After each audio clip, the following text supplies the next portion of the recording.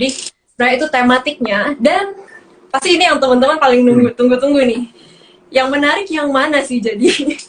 Nah, jadi clue-nya udah besar, clue-nya udah sangat besar ya. Kayak teman-teman mungkin bisa tulis nih di komen. Kalau kira-kira udah ada gambaran belum, kira-kira dari four big bangs itu yang mana yang akan menjadi yang akan dapat manfaat paling besar. Kalau misalnya UMKM, sektor UMKM itu yang jalan gitu. Apa mungkin di sini udah ada? Ya. Nah, ini ada yang ngomong kok hari ini lemas kenapa ya? Ya lemas barangnya sekarang pada turun semua. Ya tapi aku punya satu barang yang arah ya. Tapi ya masih oke lah. Untung kembali lagi kita tuh agak susah ya. Kalau lihat barang udah naik terus kita berharap dia lagi tinggi itu lebih susah. Cuman sekarang barangnya apa yang fokus ya? Sebenarnya kita kembali lagi ya, Tere. Kita ngomong barang-barang waktu orang ada potensial itu orang-orang biasanya nggak sadar. Kayak ya waktu kayak komoditi udah selesai, yang masih murah apa? Tadi mungkin kayak seperti yang ngomong di awal ya. Tech mungkin murah, ya, tapi apakah cycle-nya balik lagi sana? Mungkin belum. Terus apa yang ini? Mungkin consumer ya. Tinggal kemarin ada yang ngomong soal consumer GGRM, MSP, atau rokok-rokokan ya gimana? Ya kembali lagi. Sentimennya mungkin faktor X-nya ke kita punya Menteri Keuangan itu cukup bisa dukung nggak? Nah, kita masih lihat nih, Tere, yang kira-kira produknya misalnya nih nggak gampang digantikan gitu. Atau mana nih segmen kurang lebih yang paling banyak atau punya buying power paling banyak untuk bayar barangnya dia. Itu seru untuk kita ya, gitu.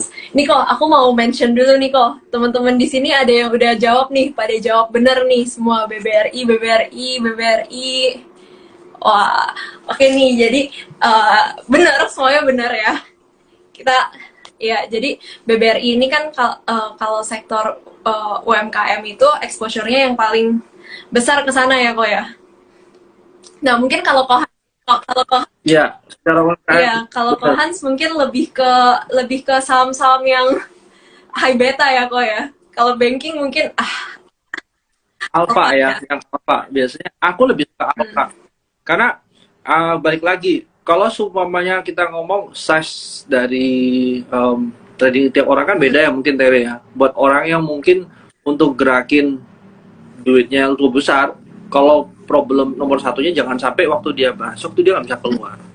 Ya berarti dia memang perlu barang yang lebih liquid ya. Tapi buat sizeku yang mungkin nggak segitu besar, ya doesn't matter kan, nggak ada masalah untuk aku keluar masuk bid overnya selalu pasti ada volumenya ya. Cuman apakah story-nya bakal jalan atau enggak, atau semuanya dia punya fundamentals itu reflect gak ke share price-nya? Nah ini problem yang lainnya. Baik lagi tadi bilang satu nih makronya ada nggak, yang kedua fundamentalnya masuk nggak, mungkin yang terakhir kita bisa lihat teknikalnya juga ya.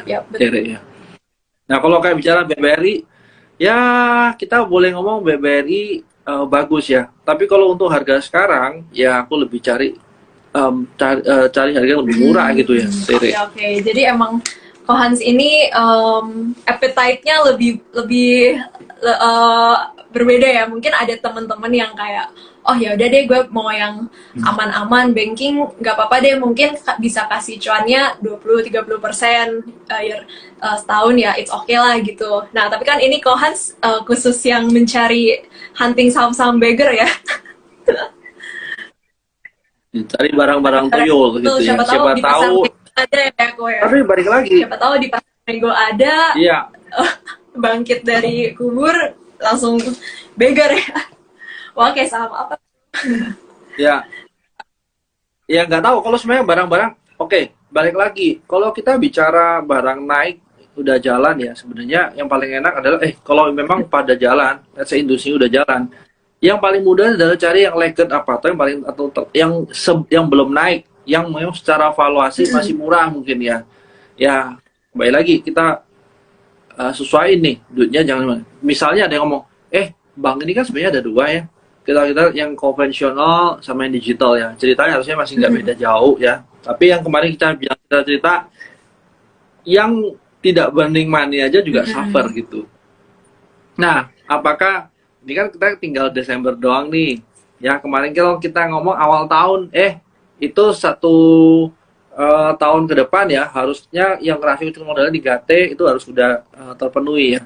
Ini tinggal Desember sebenarnya chances kita ngomong barang yang kecil-kecil atau barang yang kecil-kecil, bambu 1, buku 2 atau buku 3 yang belum dapat 3T harusnya mereka akan ada some action lah gitu, Tere. Nah itu sih mungkin yang lebih menarik ya. Tapi kalau memang bank-bank yang nggak begitu kecil ya, aku rasa buat aku salah satunya masih menarik ya BTPS gitu. Oke, menarik ya. Jadi sebenarnya menarik momentum untuk karena kewajiban untuk memenuhi 3T itu akan pasti makin mendekati deadline akhir tahun ini pasti makin banyak nih berita-berita yang muncul. Seperti misalnya baca yang belakangan ini lumayan ramai juga ya BBYB yang masih harus memenuhi minimal modalnya. Nah, itu kalau menurutku pribadi itu menarik.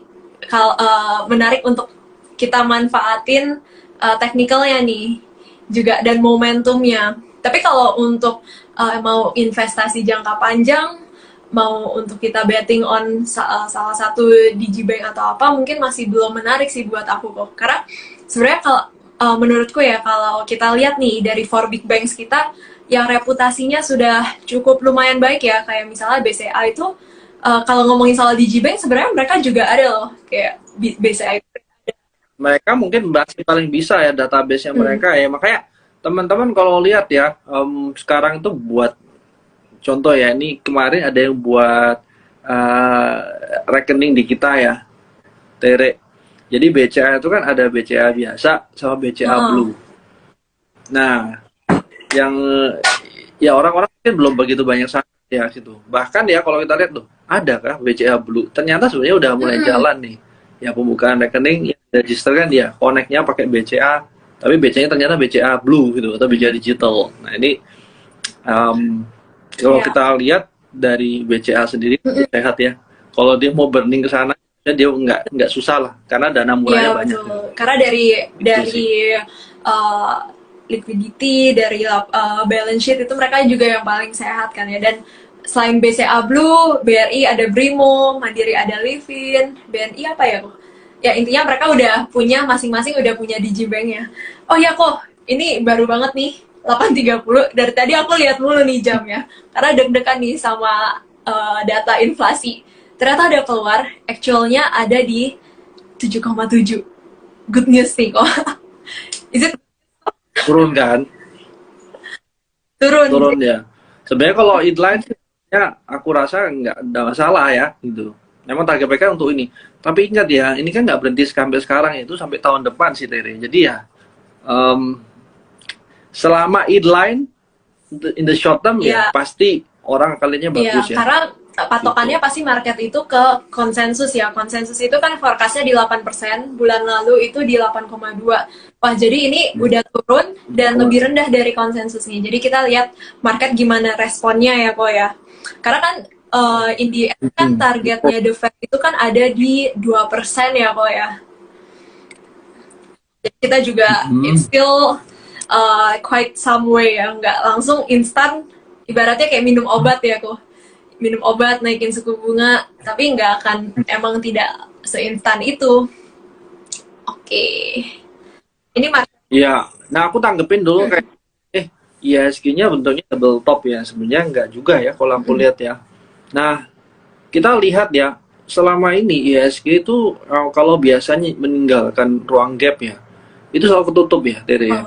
Nah, kalau kita bicara double top, itu depends on seberapa lebar kita punya screen ya, seberapa sempit kita lihat, lalu time frame mana yang kita pakai gitu ya. Nah, sekarang kalau kita lihat jelas, itu sebenarnya di atas itu ada ruang gap kurang lebih di area berapa? 7.038 sampai 7.018. Nah, ini mungkin kalau kita ngomong ya, Tere, hari-hari sekarang itu dekat-dekat support ya, seenggak-enggaknya kita punya upside ke atas tuh masih ada berapa persen ya untuk nutup gap area.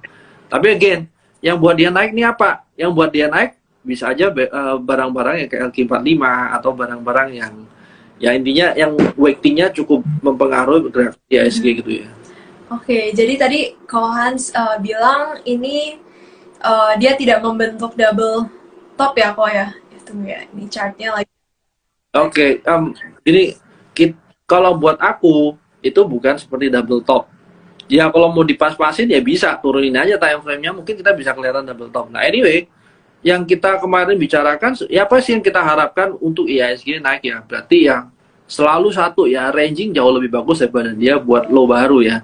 Nah, low baru ya otomatis low-nya yang mana nih? Kalau kita lihat low baru ya di 6742 ya, sampai sekarang belum ada ya. Tapi again, ranging jauh lebih bagus daripada dia buat harga penurunan ya. Nah, tinggal rangingnya seberapa lebar nih ranging yang kita harapkan, yang kita ekspektasikan nih loh. Kalau aku rasa harga-harga sekarang sampai let's say 6926 itu mungkin ya ada potensi dia akan gerak-gerak di sana ya. Baru nanti memang akan ada rebound sedikit untuk closing gap area dia kalau pakai technical. Oke. Jadi ini masih berpotensi melemah ya sampai 6.929. Ya, aku rasa mungkin masih bisa goyang di sana. Gitu. Nah, ini kan sebelumnya kita juga sempat bahas ya, ini kayaknya ada potensi inverse head and shoulder, tapi ini gagal ya kok ya kelihatannya. No, belum berhasil. Kan kita nggak bisa ngomong gagal dong. Ya, kalau inverse head and shoulder tergantung inverse head and shoulder seperti apa yang bagus ya. Selalu yang namanya fast recovery itu jauh lebih bagus dan seperti apa yang kita ekspektasikan gitu. Nah, kita tinggal lihat nih, kalau sekarang kita masuk, balik lagi ya Tere, barang apa yang kita harap naik ya, weightingnya yang mana yang bisa mempengaruhi dia punya jalan untuk naik ke atas gitu. Oke, menarik nih. Ada yang bilang Goto naik, IHSG naik. Hari ini Gotonya dalam ya. Oke, tadi lagi cek nih. Nah, tadi kan Kohan sempat mention nih soal consumer ya, Ko ya.